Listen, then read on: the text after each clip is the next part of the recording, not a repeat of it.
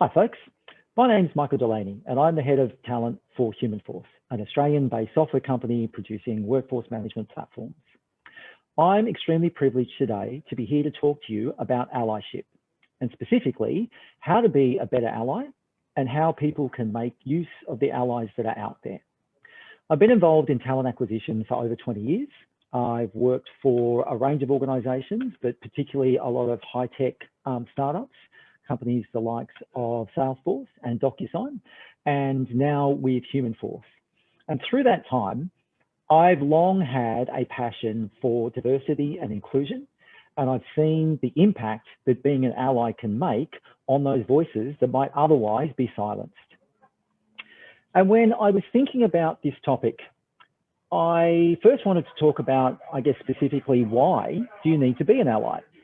Because if you come from a group that isn't marginalized, you might not even be aware that it's going on and therefore be aware that we need to do more to help those people be able to shine their light forward. And to me, it's as simple as it's the right thing to do. But I realize that not for everybody is that going to be the answer that makes sense. And I wanted to really get some additional context. So I spoke to a truly outstanding woman that I know to get her perspective. And she gave me one of the best answers that I think I've ever heard to tell us why we should all be allies. And this is what she said to me. Everyone deserves to be seen and heard and valued, no matter what your background, what your gender is, your race, your religious beliefs, your sexual orientation, whether you have ability or disability, whether you come from a culturally and linguistically different background, everyone deserves to have a voice. And everyone deserves the chance to share that voice and to have their ideas and their thoughts brought to the forefront and be given the chance to live their best life.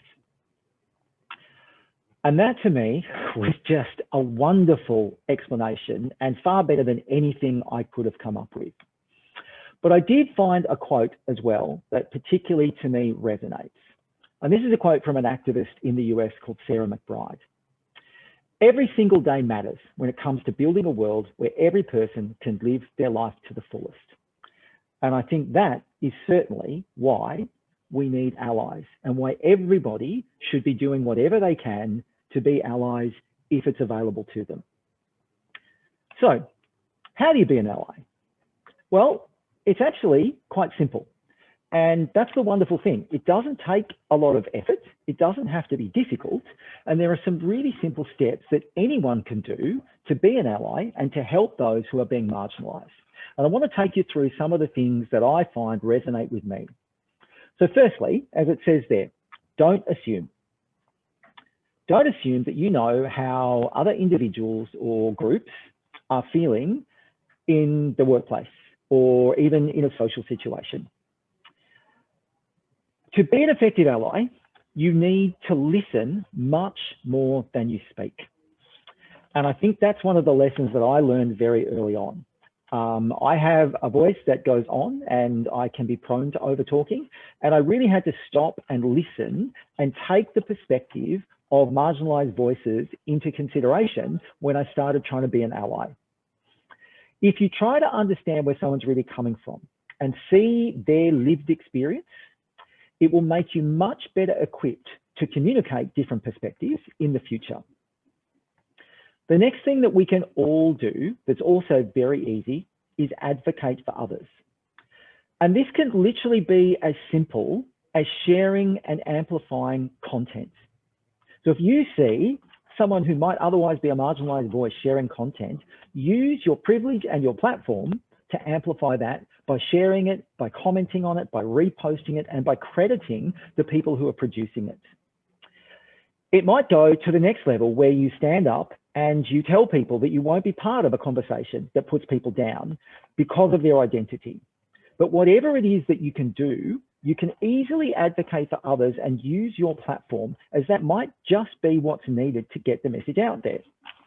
And we've seen examples of this recently in Australia. I don't know if any of you saw, but not too long ago, there was a captain at a private school in Sydney who made a very impassioned speech about the need for young boys to respect women. And that speech got incredible coverage and was something that was shared widely. And that young man was really seen to be somebody speaking the truth and taking steps to be an ally. But the thing is, he was saying things that women have been saying for decades. And I'm not saying that what he was saying isn't worthwhile, because it absolutely is, but it just goes to show you the power of privilege in having a platform to get your voice heard out there and say things that could really make a difference. So the next thing we can do is encourage diverse people to participate. We've all sat in those meetings where the only voices speaking are men, because we have our opinions and we're very happy to share them with everybody. And there are oftentimes people in those rooms who have great ideas, but who are never given the opportunity to speak up. And this goes back to the idea of letting everyone have their voice. If you're in a meeting like that and you see someone in there who isn't being given an opportunity to talk, invite them to speak. Invite them to contribute. Now, they may not have anything to say, but you just might uncover something truly magnificent if you give somebody who is otherwise shut down an opportunity to step forward. Sometimes it's just as simple as reaching out and show that you care. Let someone know that you see them. Let someone know that you hear them and that you value what they bring to the table, and encourage them to participate in the discussion. You can also recognize your privilege. It's really easy when you come from a position of privilege to not notice what's going on around you, to not be aware that people are being silenced. Because I know from my perspective, as a straight middle-aged white guy, no one ever tells me to stop talking. No one ever tells me to calm down, or that I might be being a bit too emotional. I'm given free rein to say pretty much whatever I like. And as a result of that, by being an ally and using my privilege, I can recognize the power of that and use it to amplify and share the voices of others who might otherwise be marginalized and silenced. It's really easy to stop and think and notice what's going on when you take the time. But until you do it, it can be really, really difficult to do so. One of the things I think that really shows through with that is I was given an opportunity recently to present on a podcast about a volunteering activity that I was involved with last year called Jobs for Australia. And some of you who are watching today might have seen that. It was a wonderful thing that the talent acquisition and HR community did, where we worked with people who had been impacted by COVID, and we gave them coaching and training and mentoring as they were trying to get back into the workforce. So this podcast came to me and said, listen, we'd love to have you on to talk about Jobs for Australia, what it was, what it meant, what impact it had on the people that you help, but also on you personally. And I could very easily have said, yep, I want to do that. That's great. That's something that's really going to amplify my voice. But recognizing my privilege and that my voice can get out there anytime I like, I actually suggested that they speak to some of the other incredible team members that we had, all of whom in this instance happened to be female, because I felt it was better that their voices were used to share this and to give them an opportunity to step forward and a time to shine. And so 2 ladies from the team stepped forward and took part in that podcast. And if you haven't listened to it, I suggest you go back to the TARPod archive and find the episode about Jobs for Australia. You will hear 2 of the most amazing women that I've ever had the experience to be involved with in any activity, telling a truly sensational story and having their voices heard and recognized for the greatness that they brought. And it was a wonderful thing to do. And it's something that we should all genuinely think about. We've all seen those conferences where all the speakers are men. You know, I mean, it's almost a meme sometimes how many conferences on diversity end up all being straight middle-aged white guys. So if you have the opportunity to step aside by recognizing your privilege and let someone else come forward so that they can be given a chance, they can be given a voice, they can be seen, they can be heard, and they can be recognized for what they have done, it is a great thing that you can do and can really make a difference to somebody's life.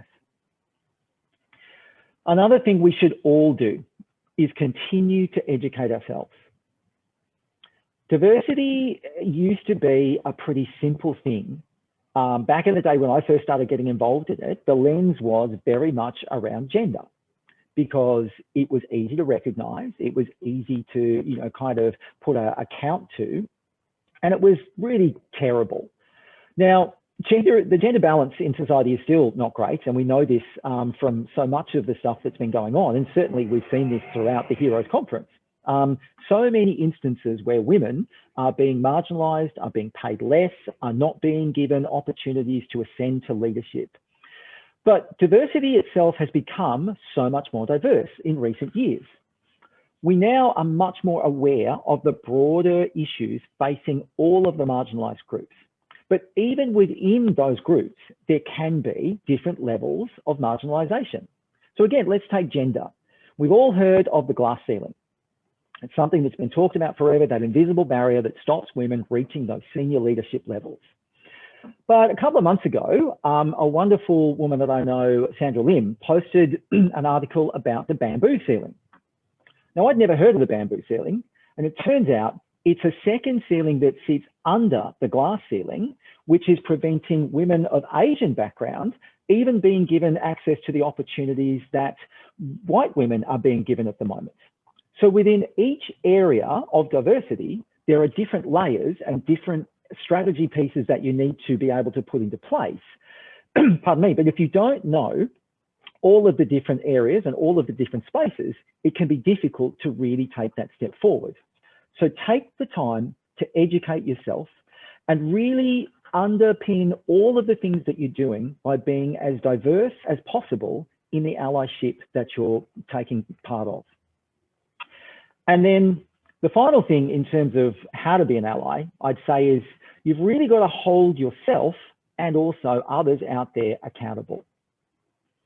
Now, let's face it, every ally is doing the best that they can. And at some point, we all make mistakes.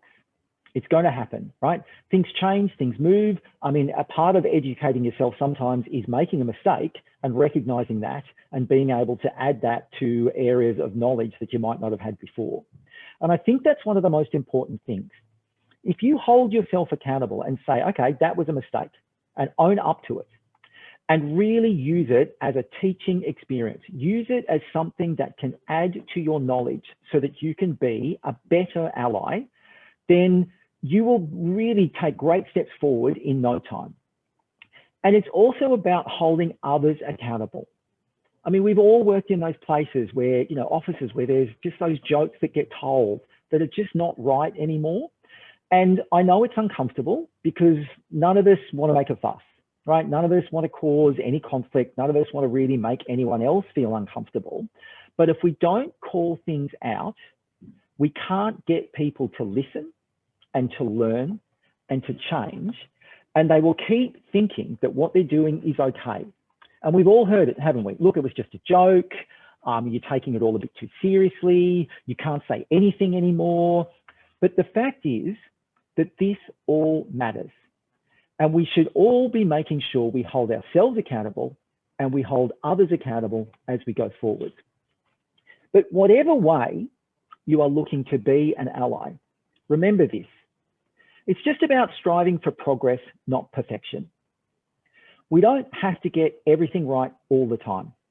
We don't have to do it all the same way all the time.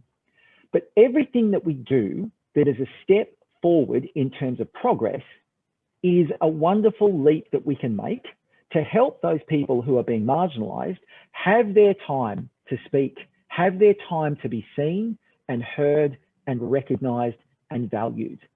And every little step we take makes a difference.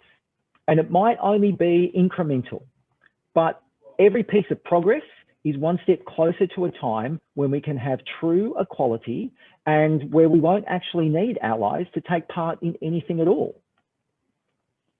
Okay, so what now? We know a bit about why we should be allies, and we've now got some tips and tricks on the things that we can practically do to make ourselves allies every single day. The thing to remember here is there are many, many ways to be an ally, right? And no way is wrong, no way is right. So you can do things, for example, like just be a situational ally, right? So if you recognize something taking place that's not right, point it out. It could be as simple as just finding content that you can share. And the power of a really good share on LinkedIn is amazing. It might be that you take a more active role. You start doing things on a really everyday basis. You engage with people who are from those marginalized communities and you learn more about them. And you take more active steps to be involved in their world, in understanding what is happening to them, in understanding how they would like to have an ally partner with them. Like I said early on, don't assume. Don't assume that you know what's going on. Don't assume that you know the way that people want things to be done. Talk to them, learn from them, and use that to build into it.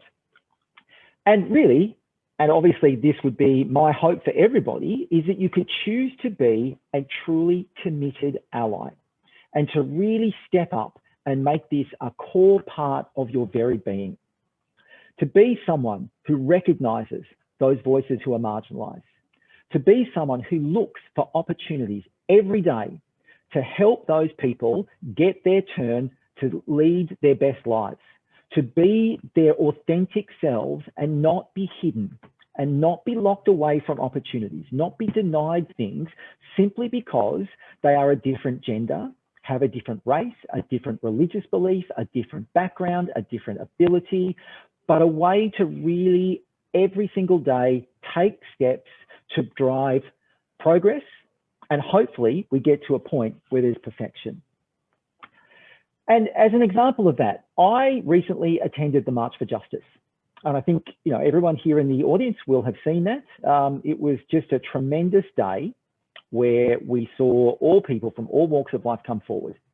And I took a photo at that march, which I shared on LinkedIn, and it got literally 24,000 views. It took off like a viral runaway post, nothing like I've ever experienced before in my life. And that was just me taking a conscious step to say, okay, these people are out here and they are activating for change. They are activating for safe workplaces. They are activating for a world where women are not undervalued, where women are not sexually assaulted, where women have the power themselves to be seen and heard.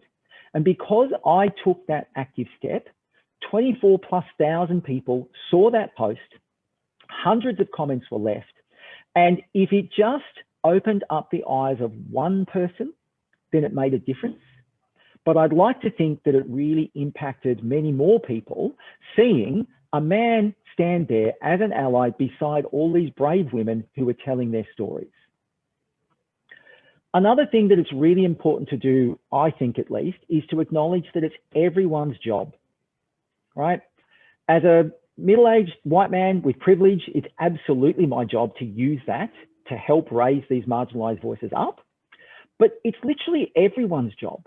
And we should all be doing this because it's the right thing to do. Because these people deserve to have a voice. They deserve to be seen and heard. And if we acknowledge that it's everyone's job, and we all do this on a regular basis, as they say, a rising tide lifts all boats, right?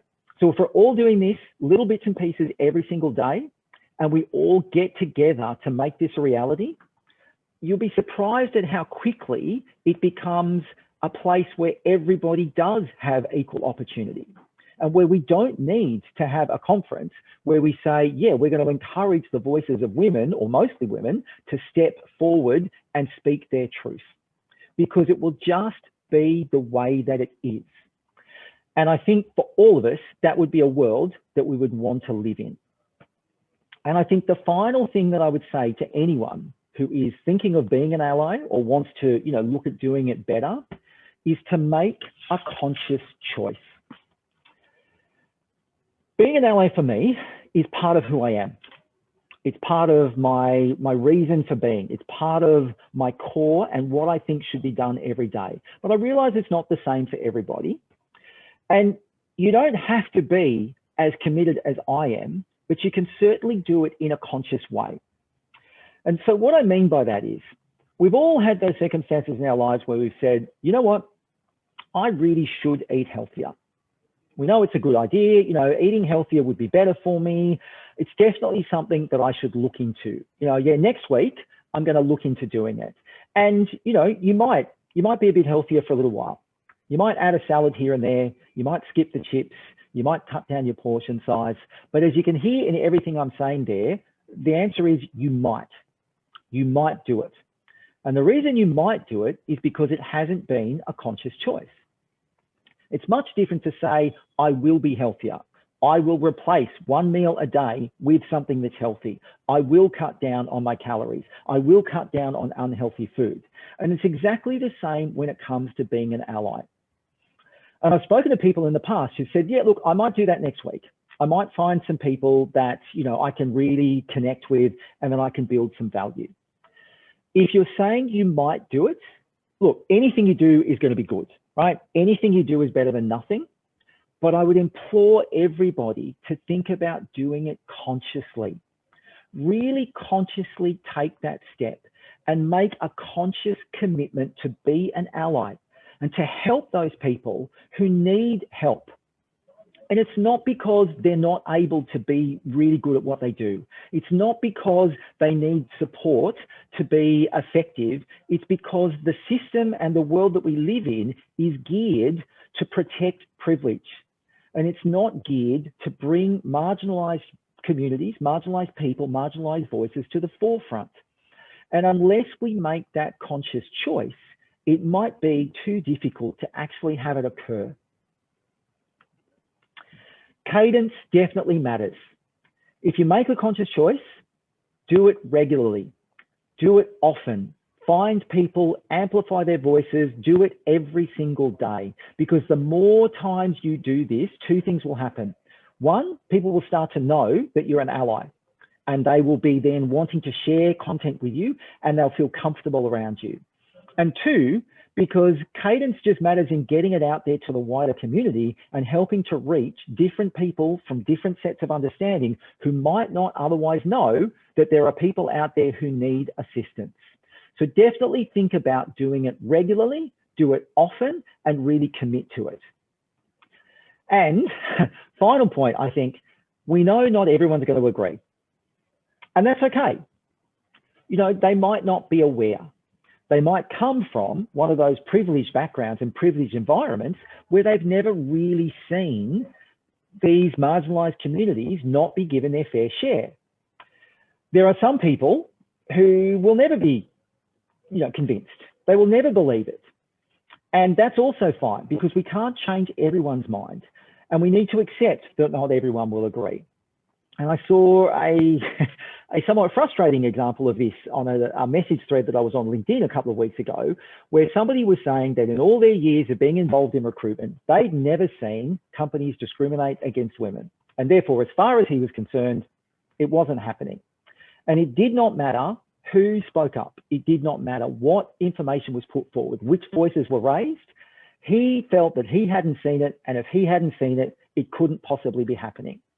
And that is going to happen. So don't worry about those people because it's worthwhile doing anyway. Being an ally will make a difference, and it can make a difference to people's lives in a very real and impactful way. And if we do it every day, we will let everyone have their voice.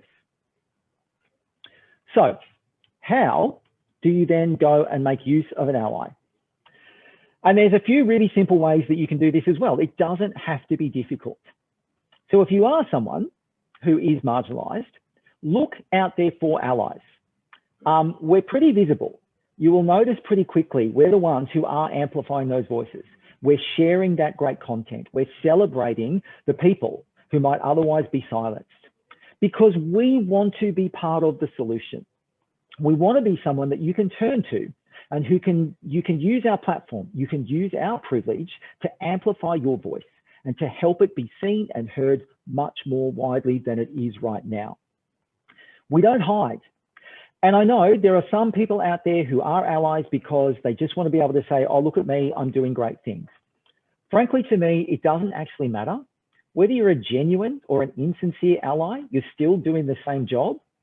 Obviously, we would hope that people are much more genuine and that they really want to make a difference. But even those people who are just doing it for likes and clicks can be used to amplify content. So look for the allies out there, because we want to help you. We want you to get in touch with us. We want to be given opportunities to partner with more people to help them in more ways to be seen and heard.